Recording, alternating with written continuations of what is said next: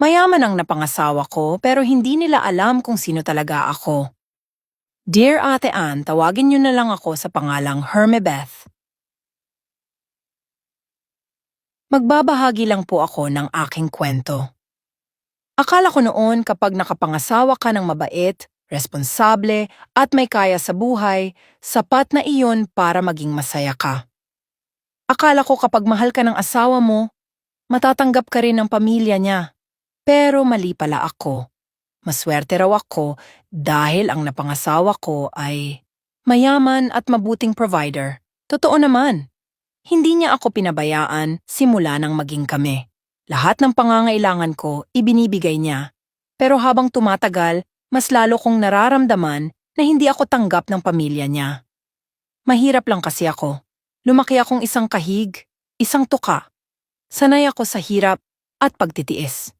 Hindi ako nakapagtapos sa mamahaling eskwelahan, wala akong kilalang tao, at wala akong maipagmamalaking apelyido.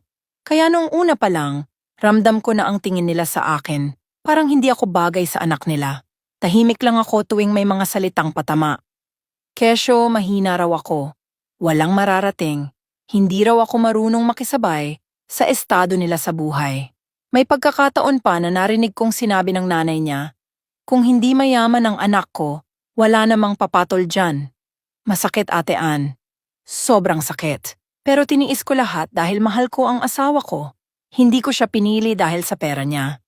Minahal ko siya noong panahong pagod siya sa negosyo at halos walang naniniwala sa kanya. Ako ang kasama niya sa mga panahong bagsak siya emotionally.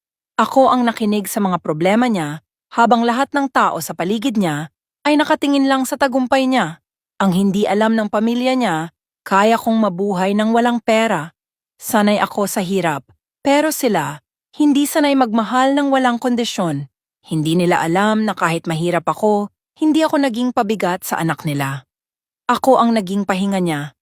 Ako ang naging tahanan niya kapag pagod na siya sa mundong puro expectations. Hindi man ako mayaman, marunong akong magbigay ng respeto, pag-unawa at totoong pagmamahal.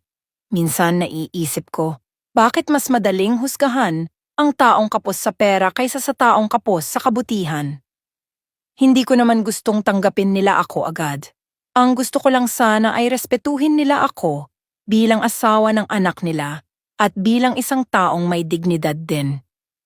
Sa ngayon, pinipili ko na lang manahimik at patunayan ang sarili ko hindi sa salita kundi sa paraan ng pagmamahal ko sa asawa ko. Dahil balang araw, baka maintindihan din nila na ang tunay na halaga ng tao ay hindi nasusukat sa estado sa buhay. At kung hindi man nila ako matanggap, ayos lang. Ang mahalaga, alam kong malinis ang puso ko at totoo ang pagmamahal ko.